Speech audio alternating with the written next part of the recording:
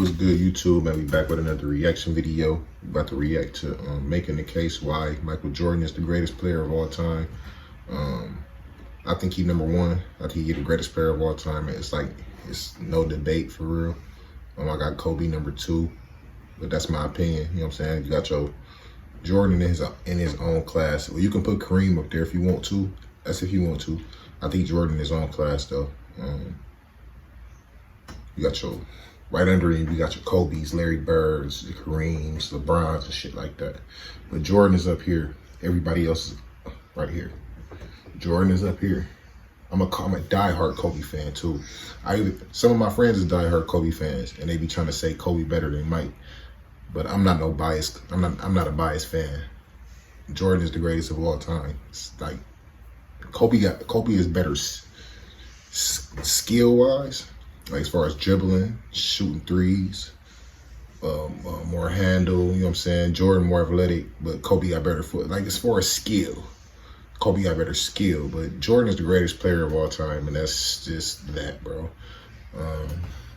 Any LeBron fans want to jump on here and argue, you know what I'm saying? I don't really like to argue Kobe versus Jordan because Kobe's my favorite player, but I know Jordan the best ever. I never really argue with no Larry Bird fans over Jordan, Bird, but I kind of don't want to do that either because I fuck with Larry Bird, man. I fuck with LeBron too, though. I just hate his fan base. I can argue with other fans, like other fan bases, but it's hard to argue with LeBron fans, bro. So, but we about to hop right into the reaction. Like this video up, comment, subscribe. I'm about to hit 3.1K.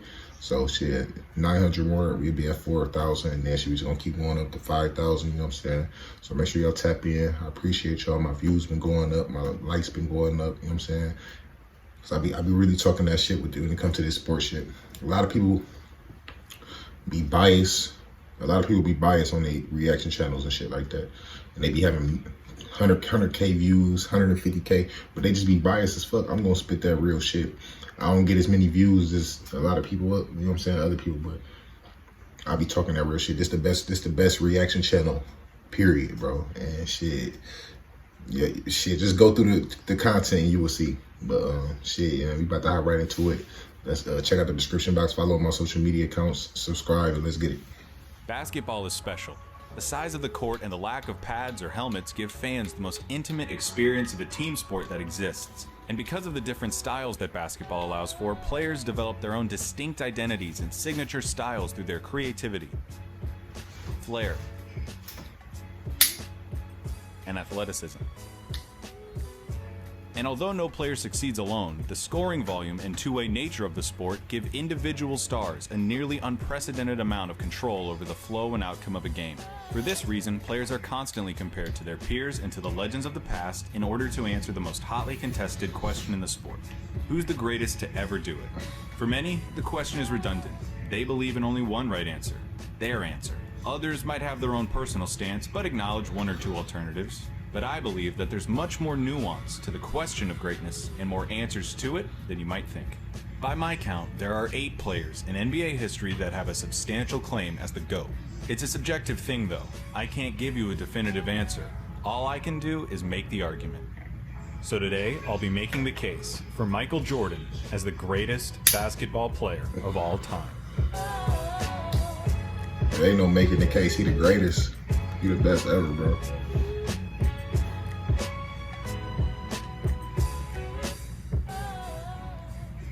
Too dominant. Well, what can I say? What on earth can I say about Michael Jordan's case as the greatest basketball player to ever live that hasn't been said before? What do you think I'm going to talk about that didn't get covered in the 10-hour documentary that premiered at a time when there was no other sports content? There's no forgotten game that I can tell you about that shows just how good Jordan was. We've all seen those games. Every possible angle of the Michael Jordan case has been dissected inside and out. There are no original takes when it comes to the subject. Michael Jordan is a ubiquitous figure in large part because he was and is a brand. And what do American advertisers love more than a good brand? The good people at McDonald's, Nike, Gatorade, and the NBA itself succeeded in making sure that damn near everyone in the world knew that Michael Jordan played in the NBA and that he was a winner. I mean, honestly, when you see the number 23 anywhere, don't you immediately think of Michael Jordan? I mean, even if you're a LeBron fan, you have to admit that that is Michael Jordan's number. And the craziest part about the Jordan experience is the game winner in the '82 NCAA championship. The free throw line dunk, pouring in a record 63 points against the '86 Celtics. The shot, his spectacular move, the shrug, the double nickel against the Knicks, the flu game, passing to Steve Kerr for championship number 5. These are sequences and moments burned into every basketball fan's consciousness. Every one of those moments served to propel Jordan higher and higher in the cultural zeitgeist until he was one of, maybe, the 5 most famous human beings on the planet. And yet, the inevitable passage of time has eroded the consensus around Jordan's GOAT status, especially with younger people who might not have been alive to see him play. That's not to say that there aren't young people who don't see him as the GOAT, but it's not as airtight as it once was. Now, I'd hate to speculate on behalf of an entire generation of basketball fans, but here I go anyway. I was 516 days old when Michael Jordan won his last championship. I can't remember much about it. And I think that people who didn't live through Jordan's prime are a little tired of hearing how great he was. Of course, people want to be alive to see greatness. They want to be able to say, I saw the best ever. Now, I don't think that makes it right, but it's part of the explanation. The other part is that Jordan's celebrity seems to cloud everything he did. At times, it feels almost like propaganda. How many times have you seen this? Some basketball account on Twitter or somewhere on the internet celebrates the anniversary of something that, say, Wilt Chamberlain did. And in the comments, somebody says something like, Wilt Chamberlain, the most dominant player I ever saw.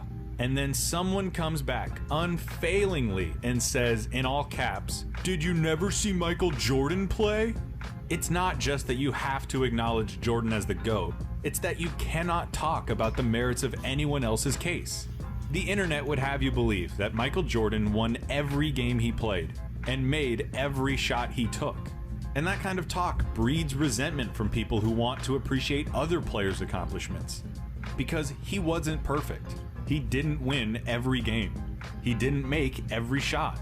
And you can have a debate about who the greatest of all time is.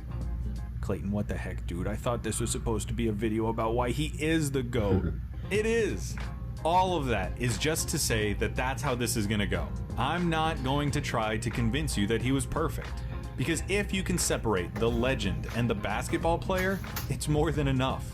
Oh, and by the way, we're going to ignore his Wizards career as much as we can. It's just the right thing to do. So, Michael Jordan, the basketball player. What do we have?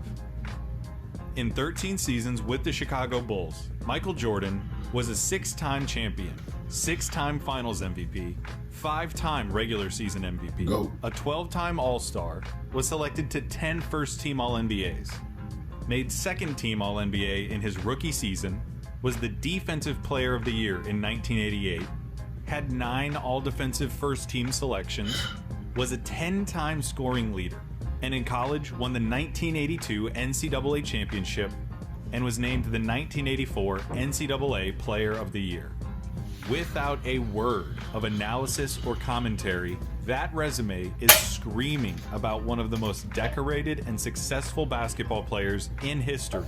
Jordan's case is related to Kareem Abdul-Jabbar's in that you can pick from just about any criteria you want to, and you'll find enough evidence to support his reputation. First and foremost, Jordan might well be the greatest scorer in basketball history. Ignoring his 2 years with the Wizards, Jordan's scoring average was 31.5 points per game. Michael Jordan in a Bulls jersey scored more points on an average night than any other player ever. Including his Wizards tenure, he averaged 30.12 points per game, still the highest of any player ever, beating out Wilt Chamberlain by a few decimal places. The style of Jordan's play was only matched by the substance of his game. Every ounce of athleticism that brought comparisons to Dr. J was matched by footwork that could only be seen in players like Hakeem Olajuwon. His acrobatic Crazy. layups are underscored by his unerring technique and diligence that make him a case study in fundamentals. not close. At his peak, he tortured guards in the post, eluded big men with his electric first step, developed into the best mid-range scorer of all time, and ran Phil Jackson's triangle for all it was worth. He had nearly every offensive facet of the game in his toolbox, and he pulled out that toolbox every night. He has the highest usage rate of all time, scoring in volume on a nightly basis. But he also pushes advanced metrics and efficiency stats to their breaking points. He has the highest player efficiency ranking ever, the highest offensive box plus minus ever, the 5th most win shares, the most win shares per 48 minutes, an outstanding true shooting percentage, and so on.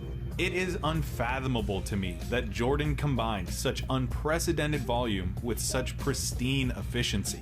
His opponents were allowed little reprieve on the other end of the floor, as Jordan quickly developed into one of the league's premier defenders. In 1988, Jordan led the league in scoring with 35 points a game, won the MVP, and was named Defensive Player of the Year after leading the league in steals. Jordan defended opponents like a shark smelling blood. He forced bad passes, contested shots, leapt passing lanes, all while talking enough trash to sell a pay-per-view fight. There might not have ever been a more nightmarish matchup on both ends of the floor. He could go into games, tell his own team to stay out of the way, dunk on his defender, and then put that guy in a straitjacket the second he crossed half court. And yet, despite the ungodly amount of energy that he must have expended every night, Jordan was one of the most durable and consistent players of his generation. Aside from his injury-shortened 86 season and his mid-season comeback in 95, Jordan never missed more than 4 games in a single season. In 8 of his Chicago seasons, he played all 82 games. The objective of a basketball game is to score more points than your opponent, right?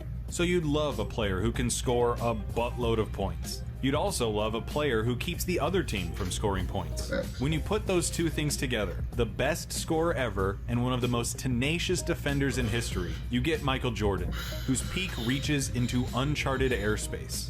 Michael Jordan at his best was better than everyone, plain and simple. He would score, defend, and play in such a way that made winning second nature. No one else has ever tasted the air at the top of peak Jordan. Once he got to the top of that mountain, he was looking down at everyone else. But what about before then? I hear the skeptics among you ask. And that's a fair point. He wasn't always that guy. Before the Bulls broke through in '91, Jordan suffered defeat in the playoffs to the Milwaukee Bucks, the Boston Celtics, and most memorably, the Detroit Pistons. And I've seen this misconception that those losses all took place while Jordan was still basically on his own without Phil Jackson and Scottie Pippen. And that's obviously not correct. All 4 of the Piston losses took place while Scottie was on the team. And in 1990, Phil Jackson was the coach, and the Bulls won 55 games, just 4 fewer than the Pistons. You can blame it on whatever. Injuries, the Pistons' patented Jordan rules, and even Jordan himself. It's a fair point of criticism to point out that Michael Jordan's Bulls lost in the playoffs early in his career. However, you can't stop the conversation there. Yeah, the Bulls got swept by the '86 Celtics, but come on. That team is pretty universally regarded as Bird's best team, and one of the best teams of all time. That's what I be trying after to they say. went on to win the title. The fact that Jordan hung 63 on them, a record that still stands, is outstanding. It's fucking ridiculous. The '87 Celtics also made the finals. So did the '88 Pistons, and the '89 Pistons, and the 1990 Pistons. Of Jordan's 6 pre-title playoff losses, 5 of them made the NBA Finals, and 3 of them ended up winning the whole thing. They're losses nonetheless, but it wasn't like he was being beat by the Washington Generals. He was losing and sharpening his teeth against the best. For whatever it's worth, and it's worth something. Speaking of Phil and Scottie, another point of contention with Jordan's claim to the throne is the fact that he played for the most decorated coach in basketball and with the best sidekick in sports, along with a team that did their jobs to a T and bought into the team. As for Scottie, there are some people out there who would have you believe that Scottie Pippen was nothing more than a glorified role player. They'll say he didn't have the game to carry a team to a title, and he didn't have the aptitude to spend too much time in the spotlight. Boy, you out of their fucking mind, man. They'd have you believe that Scottie Pippen was nothing without Michael Jordan. And that's ridiculous. You can disagree with me, but for my money, Scottie Pippen is the best perimeter defender imaginable. He combined size with uncanny court vision a la Bird and LeBron, knew exactly when to pick his spots and when to defer, and brought a component of selflessness and fraternity to the Bulls that might not have existed otherwise. He was approachable and likable, the counterbalance to Jordan's unyielding intensity. Most importantly, Scottie accepted and flourished in his role. The amount of credit that he deserves and does not get is unfortunate. Same with other players like Horace Grant and Tony Kukoc. Michael Jordan didn't win those championships alone, and those guys all deserve more recognition. When it comes to Phil Jackson, it's been fascinating to revisit Jordan's approach to the game and see how it changed under Jackson. Guys like Mike, Kobe, and Wilt all approached basketball in a similar way, in that they felt that the best chance their team had to win was for them to have the ball in their hands as much as possible. These days, we'd call what they did iso ball or hero ball. Isolate against the defender, tell everyone to get out of the way, and beat your man one-on-one. Watching Mike's early years, it sticks out, painfully at times. Shooting over triple teams, refusing to give the ball up, even if a teammate had an open look. Kobe patterned his game after Jordan, and you can see the same tendencies. Wilt was, of course, a prolific scorer and record setter in his own right, and did so in a manner that gained him the reputation of being selfish. But with Jackson's philosophical influences, the triangle offense, and a stellar supporting cast, Jordan learned to dial those tendencies back and perfect his game, resulting in one of the most dominant stretches any athlete has ever had in their sport. Of course, he still had the stuff to go and win his one-on-one battles, but he walked the line as well as anyone ever has. Kobe did the same thing. He won 3 championships with Shaq at the beginning of the decade of the aughts, and finished the decade with back-to-back championships. Now, who was Kobe's coach during those championship years? Who was it that helped him tailor his game to a more team-friendly approach, so as to unlock the group's championship potential? Oh yeah, it was Phil Jackson. Phil Jackson should, and does, get praise for managing some of the most eclectic locker rooms in basketball, satiating some of the most headstrong egos in the world, and providing an environment where the most talked about team with the most popular athlete could do their jobs. The Bulls' success might not have been what it was without Scottie Pippen. It might not have happened without Phil Jackson, and Horace Grant, and Tony Kukoc, and Steve Kerr, and Bill Cartwright, and all of those guys. Basketball is a team game after all. But it's our fault that they might not get talked about as much as they should. We are the people who talk about these kinds of things and create the dialogue that takes place about them. That doesn't somehow discredit what Jordan did for those teams or nullify what he contributed. Yeah, Scottie was a perfect sidekick. Yes, Phil Jackson was a masterful coach. Those things can still be true, and Michael Jordan can still be the greatest of all time. Scottie accepted his role on the team. He accepted that he was going to be the second guy. Jordan still had to go out there and do his job as the guy. He still had to set the tone of every practice and every game. He had to put the ball in the hole, share responsibilities guarding the other team's best player, take over when games started slipping out of hand, and, at the end of the game, take the last shot. It doesn't work unless Mike does what everyone expects him to, which is to be the best player in the world. As for Phil, yes, it is true that he tempered Michael's worst impulses. He helped sand off the rough edges and align the team. But Mike still had to accept that coaching. He had to adapt his game and do the work. Plus, isn't it a coach's job to coach? Why is it a knock on Jordan that his coach was good at his job? Michael Jordan doesn't deserve all of the credit for their success. But he does deserve the lion's share of credit because he shouldered the lion's share of responsibility of such an incredible team. How incredible of a team were they? Well, the 1996 Chicago Bulls finished the regular season 72-10. That's more wins than anyone had ever won, and a record that most people thought would never be broken. And not only were they such a prolific regular season team, but they capped off that season with a championship to deliver the most successful season that any NBA team has ever had. Which brings us to another common Jordan barb. The fact that the NBA was, at the time, looking to capitalize on its enormous popularity and expand into more media markets. From 1988 to 1995, the league saw 6 new teams enter the league, and with each new team, the talent pool of the league got a little more diluted and a little more diluted. As far as I'm concerned, this is a perfectly valid point to bring up when discussing whether or not 72 wins validates the 1996 Bulls as the best basketball team of all time. I don't think it disqualifies them in the same way that I don't think that just taking 72 wins at face value automatically puts them at the top. But when people try to say that Michael Jordan played in a weak era or didn't face tough competition, it makes me want to pull my teeth out with pliers. Me too. We know who Me Jordan too. was losing to. Me so too. who is Me he too. beating once his reign began? John Starks, Charles Oakley, love and you, bro. Patrick I love Ewing you. on the New York I love Knicks, you. I the love Bad you. Boy Pistons, Magic Johnson, need him with Clyde no more Drexler, debates. Dominique Wilkins, Charles Barkley, Alonzo Mourning, Larry Johnson, Tim Hardaway, Shaquille O'Neal, Penny Hardaway, Gary Payton, Sean Kemp, Chris Webber, John Stockton, Karl Malone, and Reggie Miller.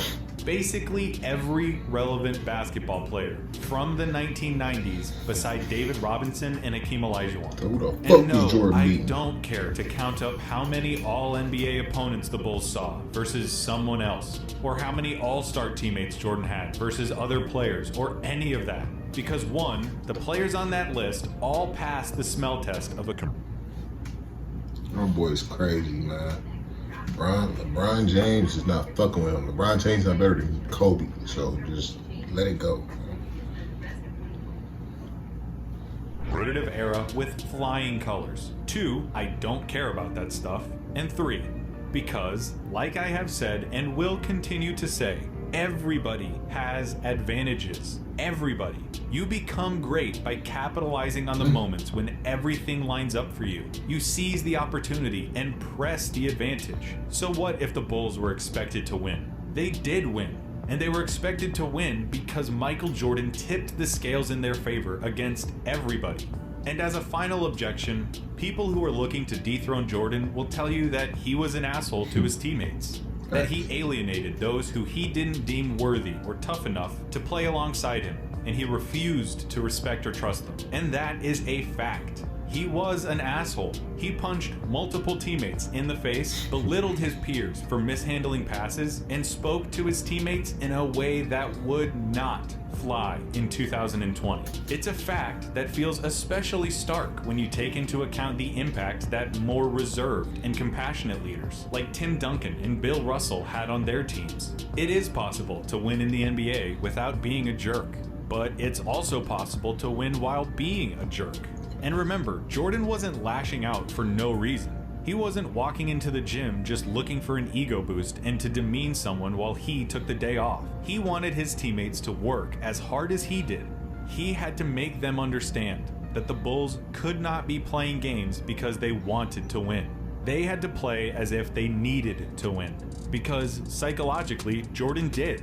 Take Tim Duncan and compare him to Michael Jordan. You never hear about Tim Duncan really tearing into some dude in front of the whole team at practice. You never hear about Mike not taking the opportunity to chew out a teammate that could have done something better. They are polar opposites when it comes to how they led, but they were both leaders, and both of their styles worked. In the same way that not everybody could play for the Spurs, not everybody could play for the Bulls. If you couldn't handle the team first, no one is above the group approach that the Spurs culture built, you weren't playing with Tim Duncan. And if you couldn't handle getting called out, being pushed past your stress point, and playing without fear, you were not playing with Michael Jordan. They both shared a common vision of basketball perfection. They set a high standard and expected everyone around them to work as hard as they did at achieving that standard. If you didn't, you were out. So yeah, Michael wasn't nice. Not everyone could get along with him. If he had spent his years in the league making a villain out of himself and making enemies out of everyone else, toiling away in the postseason without ever breaking through, that would be one thing. But what he did worked. It produced results. Weak, and speaking of results, the guy won 6 effing rings. And he won all of them as the best player. I know that the people who want to discredit Jordan have already found a million ways to get around 6 rings, but I don't buy any of them. It is literally the best claim that any player has to the throne. He won more championships as the best player on the team than anyone but Bill Russell. But Jordan did it with more teams and more variables that could have set the team back. Bro, I literally say the same shit. All of the boxes. He had more success than Wilt, had more statistical prestige than Russell, had a higher peak than Bird or Magic, and leveraged that peak for more titles as the guy than Kareem. He was the ultimate closer. He lived for the moments that decide games. As an individual talent, he is an A+, as special as you can get, as well-rounded as anyone ever.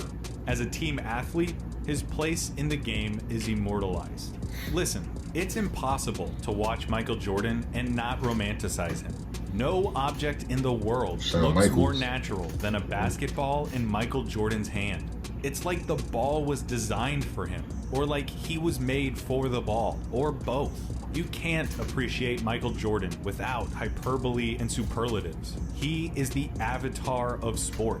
He is competition incarnate. His defining trait remains his insatiable need to win. That's one of my he wanted favorite, to win at everything. When he came into the league, there were questions about his shooting and his defense. So he became a Defensive Player of the Year and a mid-range marksman. He heard he couldn't win for years, so he took it all out on his competition and led his teams to 2 separate three-peats. He ironed out all of his flaws because he would accept no result but victory. So don't even start to tell me that he wouldn't have developed a three-point shot today. And more than anything, sport is an art form, isn't it? It's expression. He's a hard-ass worker, so y'all telling me he's not going to work on his three-pointer? Part of sports is the excitement, the show. And Michael Jordan was the most dynamic show in the world during the end of the century. Part of it, too, is because the Jordan show wasn't terribly complicated. There wasn't a lot of baggage attached to the Michael Jordan experience. The things that he did made people believe, if only for a few moments, in superheroes. When spectators looked at him, hoping to find something to connect with, they found the indomitability of human will. The old sports cliche fully realized that the game is won by the team who wants it more. And we all like to think of ourselves like that. That we are wired like Jordan. But let's face it, we're not all like that. That's what made him special. There's only one Michael Jordan. As for the story, how's this? There's a guy who is knocking on the door of the Pantheon. He has been for a while now. He captures the imagination of everyone who has ever seen him play. He might well be the most talented player to ever lace up a pair of shoes, but he just can't seem to break through. He loses in the playoffs against the same team over and over and over. Every year, he gets a little bit closer and a little bit closer until finally he breaks through. His talent is justified with 1, 2, 3 championships, all in a row. It hadn't been done in 30 years. Now there's talk about how this guy might not just be the best talent, he might be the best ever. And as he's climbed the mountain, he has become the most famous athlete in the world.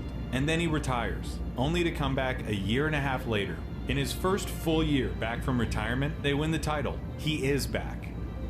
And then they do it again. By now, he is practically lapping every other player historically. Every image of Michael Jordan in recent memory is of his team holding the trophy. By 1998, he had won 5 championships in 7 years. 3 in a row, and then back to back. And now it was the end, the last year of everyone's contracts. The team's blowing it up. This is their last ride, the last dance. They're running on fumes, but they climb all the way back up the mountain to the top.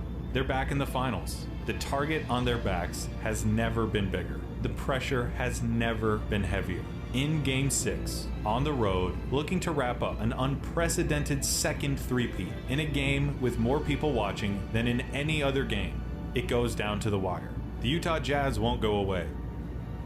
Unfortunately for them, they're playing against Michael Jordan, who saved his best for last. Here is Michael Jordan's final shot as a Chicago Bull. Excuse me. Dang. That's crazy, bro. In the finals, game clincher, that's for the marbles right there. Come on, man, that boy Mike the GOAT, man. And he even know there's no discussion, there's no argument. I don't want to hear nothing. That boy is a GOAT. He too much. Any Brown fan can pop on here, bro. I don't want to argue with no Kobe fans because I'm a Kobe fan. I don't want to argue with no Larry Bird fans because y'all not really disrespectful to Mike. Y'all not y'all, you feel me? Y'all don't be really disrespecting the game and disrespecting the legends like that. It's still LeBron fans I be wanting to pop on here like, bro, y'all motherfuckers be saying some wild shit, bro. But anybody that want to pop on here and debate, pop on here, comment, like this video. You feel me? I want this message to get out to a lot of people. So make sure y'all watch this. Make sure y'all like this video up, comment, subscribe, check out the description box, follow all my social media accounts, man. Shit, if you want to see another Jordan reaction, let me know. Drop it in the comments. Shit.